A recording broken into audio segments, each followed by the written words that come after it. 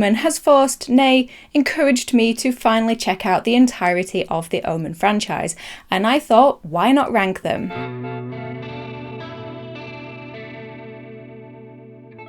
Hi guys, I hope you're doing really well. My name is Sarah and welcome to What the Horror, the channel where we talk about horror movies old and new. It's been a minute since I've done a ranking on this channel. I don't really tend to do lots of rankings. However, I have watched the entirety of the Omen franchise for the first time and I just wanted to talk about all of the films with you guys. And I thought a ranking would be a good way to cover all of them and let you know my thoughts on them. Although to be fair, if you watched my March recap and if you watch my April recap, you will also hear some of my thoughts on them there as well, but a ranking makes it more fun. So the original Omen from 1976, I know it's a classic and I was sure in my heart of hearts that I had seen this at some point in my life, but I couldn't really remember it that vividly until I watched it for the first time last year. I believe it was for my 31 on 31 watch list, and I just loved it so much. And then I rewatched it last month in March because I did an Omen recap episode. If you haven't seen that, I will leave a link to it here.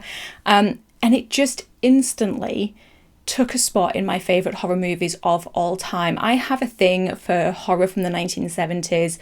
I just love them, and this one in particular. And I was really excited about the first Omen coming out. I have done a full review on that, spoiler free, if you haven't seen it yet.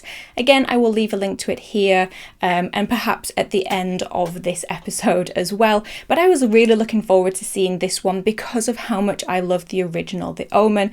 And I thought, seeing as how I've rewatched this one, the first one, and I'm going to watch the new one, why not check out the rest of the franchise? And let's just say that like many other horror franchises, The Omen is a mixed bag in terms of quality. So today we're going to rank all 6 films, including the recent release, The First Omen, and with each film I will include my thoughts on it. Now, because I have done a spoiler-free review of The First Omen, I am actually going to include spoilers for all 6 films in this episode, just in case some of you wanted my spoiler thoughts on The First Omen. However, I will give a warning before we talk about The First Omen of spoilers, and I will also do timestamps in the description box so you can jump ahead to the next ranking. Okay, so enough waffling, let's just talk about this franchise. Okay, so coming in at 6th place, we have the made-for-TV movie Omen 4: The Awakening, released in 1991. So The Omen 4 is basically what you would expect for a made-for-TV horror film.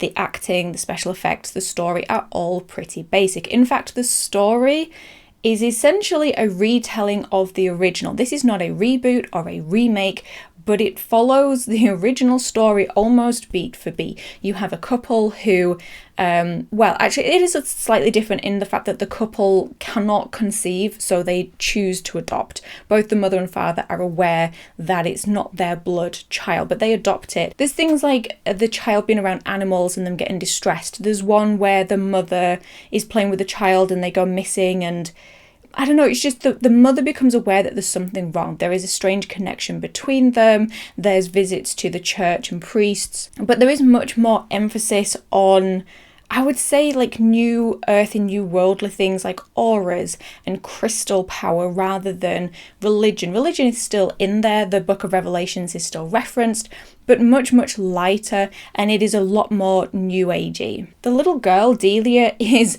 so much more of an arse than Damien. She seems to be aware of who she is or what the situation is, and she also seems to have these Carrie White powers where she can just will things to happen. She's always frowning and giving a nasty kid glare to all these people. She's also a bit of a bully. She's an unpleasant child as well, and not really in a fun way. Another issue I found with it being a made-for-TV film is that it is severely restricted in terms of the kills and the gores. All the kills are off screen. The majority of them are just someone clutching at their chest and dropping down dead. There are a couple that try to be a little bit more interesting. There's even one that takes a little bit of inspiration from a kill in the original and the remake.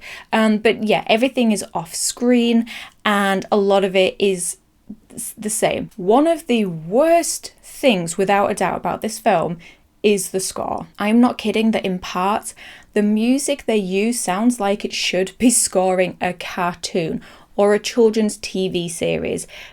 Long gone are the days of the incredible soundtrack of the first film, although there is one scene where they use a little sample of it, but this score ain't it. Okay, so the main spoiler is that there was some confusion while I was watching this of why are we just having an almost beat for beat retelling of the original film but now with a different kid.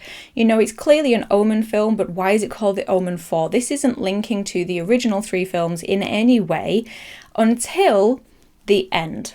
For a pretty generic, boring film that I was busy doing other things while I was watching it, I did actually really enjoy the ending. The ending was fun. The ending does link to Damien and the previous Omen films. And Delia is not who you think she is. And so I did really like that reveal and I did really like that twist. Is it a little bit questionable to a certain extent, the full explanation of Delia and what's now happening? Because, okay, so spoiler warning for now, I'm going to really explain it. So Delia is Damien's daughter. I can only assume from Damien and the woman he was with in the third film, but she's his daughter, and there's this thing, I can't remember the name, but there's this condition where there's 2 twins, and one twin will keep its other twin within itself. So because Delia is a female, she keeps a male twin hidden in her body, which is then removed from Delia by a doctor and then impregnated or inseminated into the mother who gives birth to it, thinking it's her child. But it's actually Delia's twin and Damien's son. So he is now the son of the Antichrist and is going to be the new Antichrist. Why the 2 twins couldn't be born at the same time, so there was just a male and a female, I don't know. Why there had to be another step, I don't know. Why Delia was walking around with her twin side of it, I don't know. But it was fun. I did like that they mentioned her link to Damien and that she wasn't actually just the equivalent of Damien. She isn't the Antichrist. I did like that. That was quite fun. Okay, in 5th place we have The Omen 3, The Final Conflict. So I was actually kind of hopeful for The Final Conflict. It stars Sam Neill. I think he's a good actor, so I thought, you know, if nothing else, for the 3rd film in a franchise, it has that going for it. But that is one of the only things it has going for it. I said in my Letterboxd review that, oof, the franchise is getting rough now, and I actually only gave it 2 out of 5 stars. And, you know, Sam Neill's great, but he's not good enough to carry this film. I will say that with The Final Conflict, this is a film where you need to have seen the previous 2 films, The Omen 1 and 2, where The Omen 2 does recap and explain things that you need to know in quite a natural way. It's not heavy on the exposition. The Final Conflict only references things that have happened in the first 2 films and doesn't really explain it. They will mention Bugenhagen, they will mention daggers, they will mention the Thorn Museum, but not what has happened. So you really have to have seen the previous 2 to fully understand what is going on in this film. There is no establishing, there's no beginning, middle and end. You know, this is really hitting the ground running, just continuing the story. One thing that I appreciated about The Final Conflict is that it is aware it's an Omen film. It does maintain the lore, for the most part, that it has set up in the previous 2 films. It does reference Bugenhagen, it does reference the daggers that are the only thing that can kill Damien. It even shows you the old monastery where Father Spoleto from the original Omen had stayed after the fire. There is a priest that has come from that monastery who is now working with other people to try and defeat Damien. So I do appreciate that even in the 3rd one, for the most part, it's not rewriting things. But there is one thing that they completely change, and that is the use of the daggers. The first 2 films explain that you need to use all, is it 6 or 7 daggers, and make them a shape of a cross within Damien. That will extinguish the human life and the spiritual life as well. And within this film, all you need to do is get in with 1 dagger and then he's done.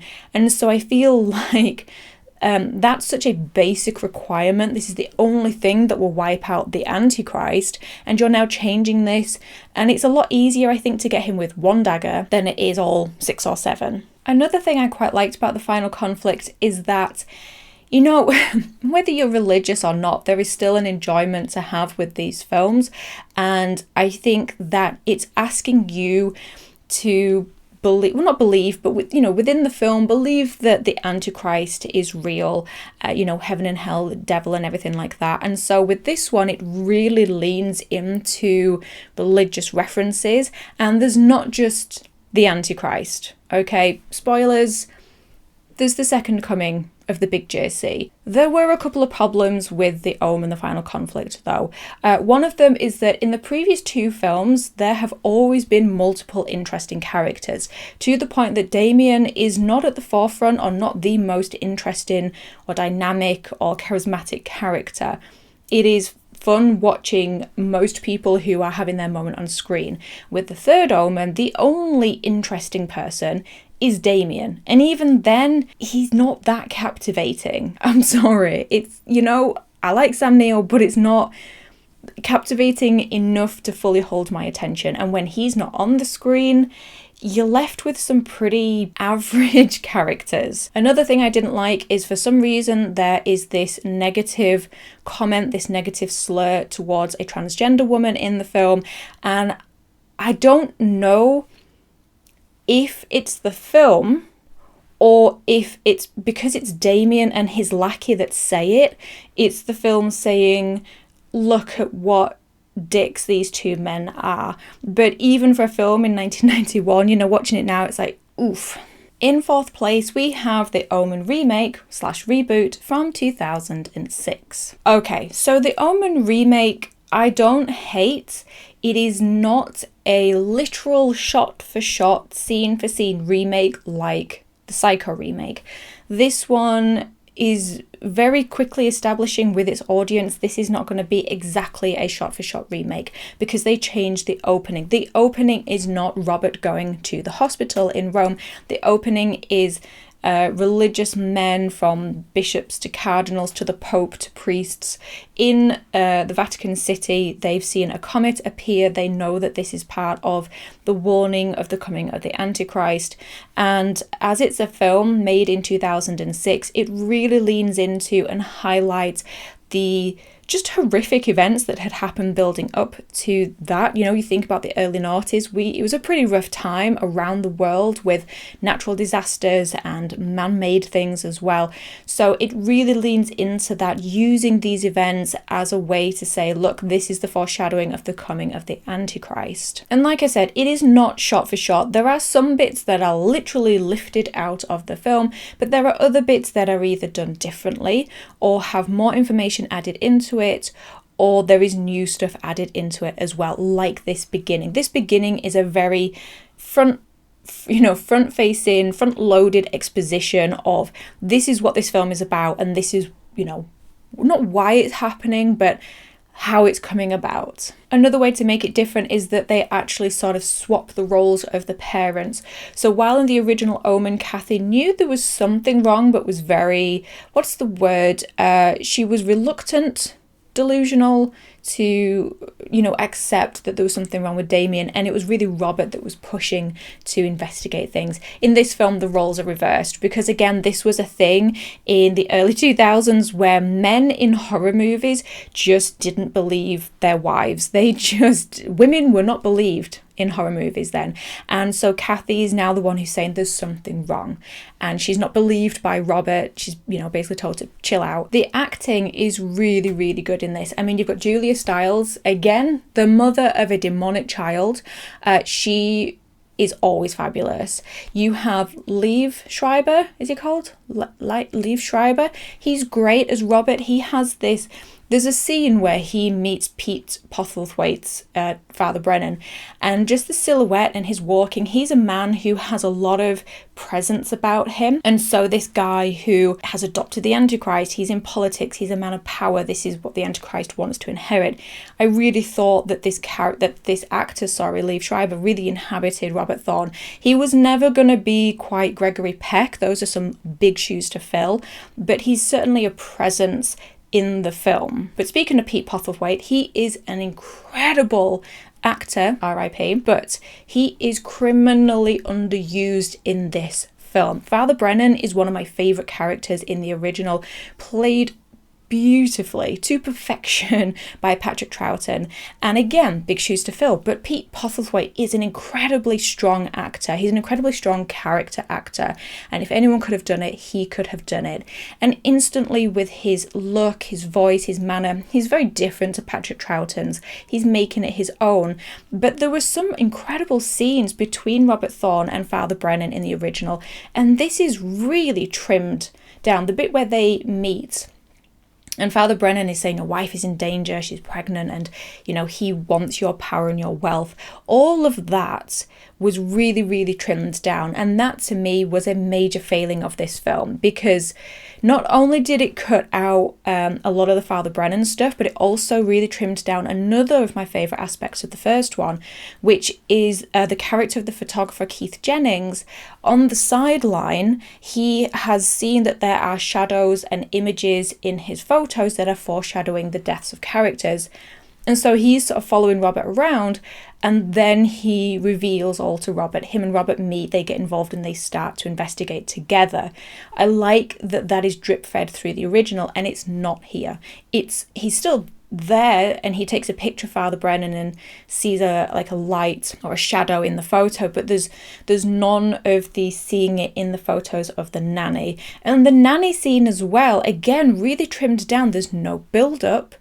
So it doesn't feel suspenseful, it doesn't feel as big and powerful as it did in the original. She's barely in it. It just didn't hold the same gravitas. A couple of weird little bits as well. Father Spoleto in this, when he's got his burn damage on him, he looks like the Emperor from Star Wars for some random reason. You've also got that fabulous early 2000s blue filter on a lot of this film, a la The Ring. Not a terrible film. I think I gave it 3 out of 5 stars on Letterboxd, and I watched this one with my mini-me, and he genuinely enjoyed the film. This was his first introduction to The Omen, and he genuinely liked it. And I think if this was the first one you watched, you probably would. It's not bad, because the material it's working with is phenomenal.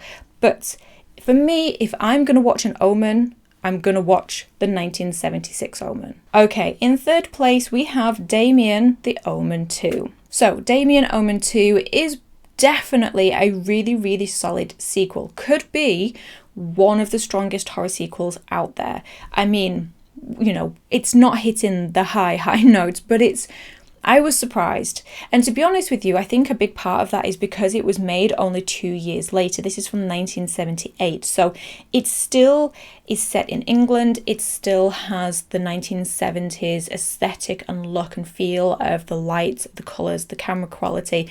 So it really feels like an organic sequel to the original. There's also references and appearances of characters from the previous film. So Bugenhagen is in the opening of the film, as he was at the end of The Omen. There are characters that are referenced. They reference Robert Thorne, his death, him trying to kill Damien. Damien is now living with his father's brother and their family. So it's a really, really strong sequel, and I actually had a pretty good time with it. The kid who plays Damien in this is really, really good.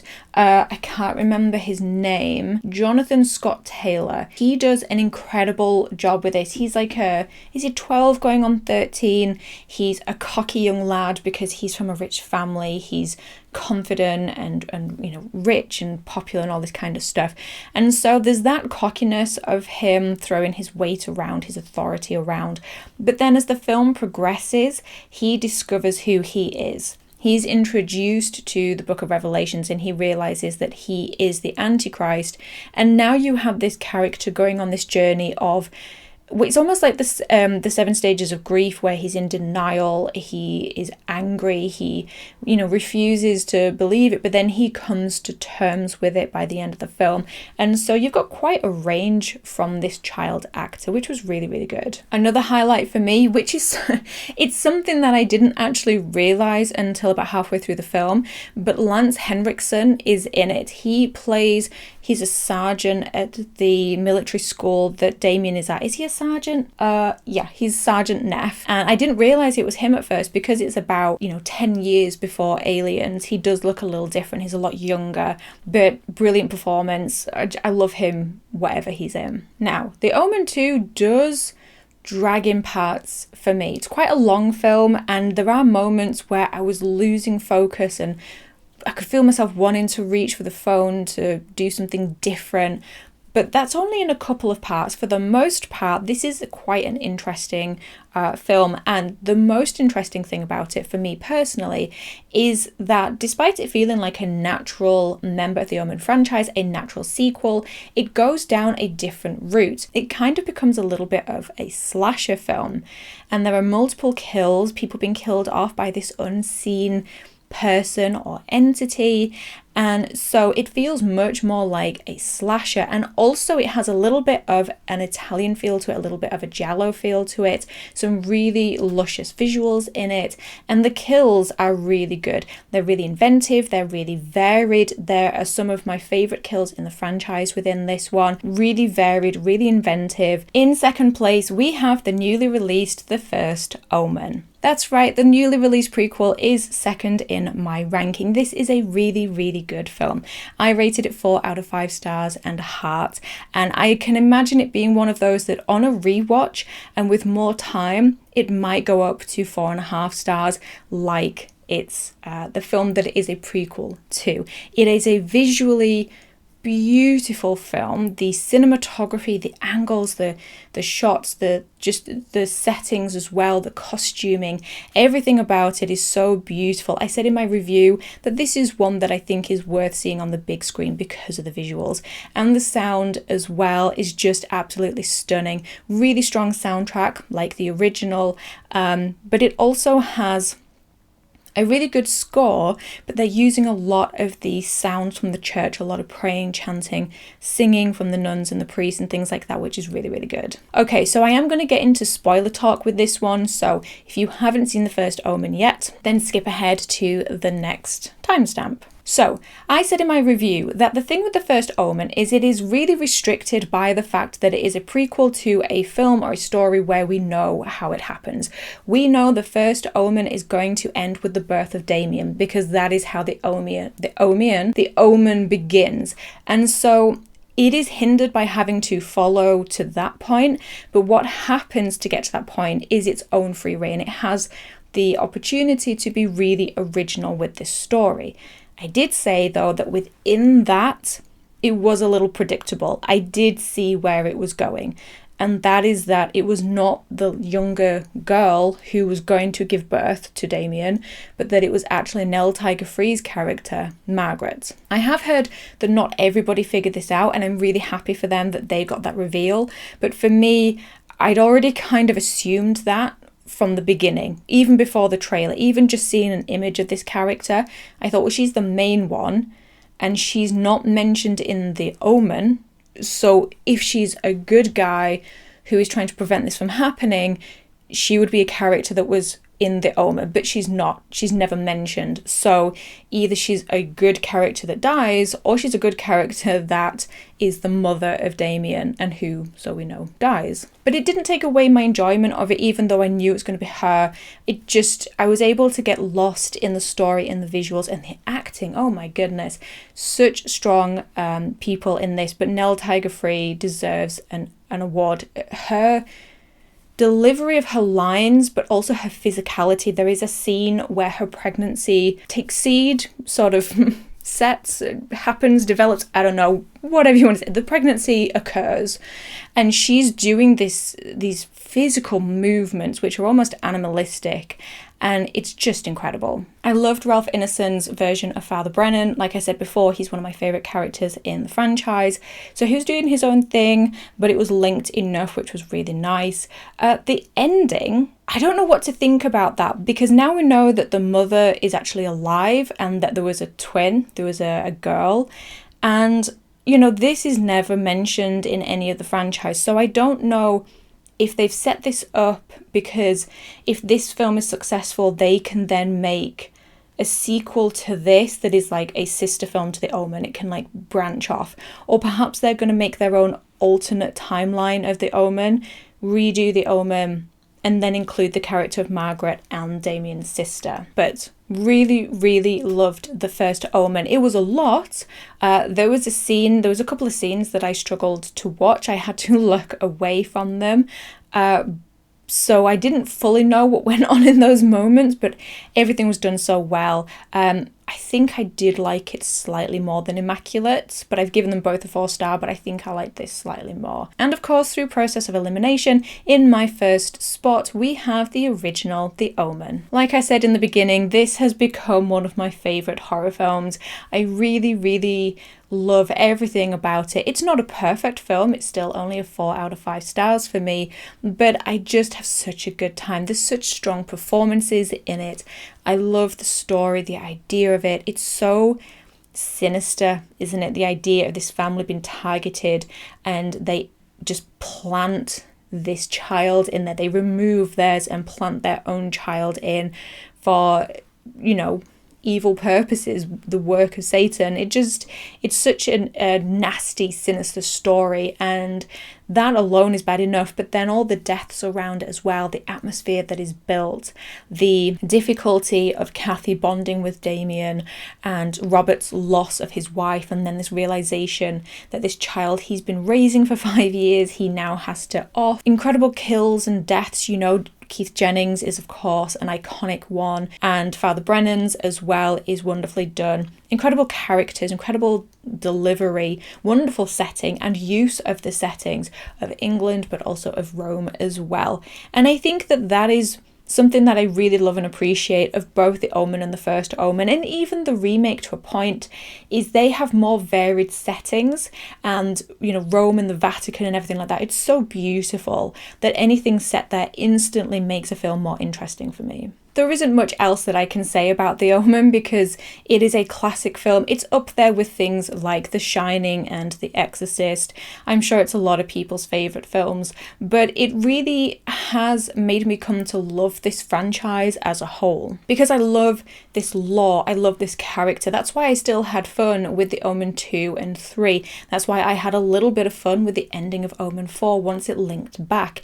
It's why I wouldn't even mind the remake, but as I said, that seems pointless to watch because I would much rather watch the original. But this is a world and a story that I very much enjoy. It could even be one of my favourite franchises in horror, except for the fact that 3 out of the 6 films I probably won't watch again and are not the strongest, but even so, I feel like it's still one of my favourites. So that's my ranking of the Omen franchise, all 6 films, including the newly released The First Omen. Let me know down below your own ranking if you have seen all of them. If you haven't, just rank the ones you have seen. And also let me know your thoughts, if you've seen it, the ending of The First Omen. What was the point in Margaret being alive and there being a twin sister? What do we think they're going to do with that? If you are new to the channel and you found me through this video, then please do give it a like and a thumbs up. It really helps the channel and pleases the YouTube overlords. And if you would like to join these names here, my lovely Patreon members, and get extra content every week on top of the 2 episodes a week I do here, then there is a link to my Patreon page down in the description box. Like I said at the end of this video, I will leave a link to my review of The First Omen, but I will also leave a link to my rankings playlist. So if you enjoy rankings, you can check out the other ones that I have done. But in the meantime, thank you as always for stopping by. I really do appreciate it. Take care of yourselves, and I will talk to you in the next episode. Bye.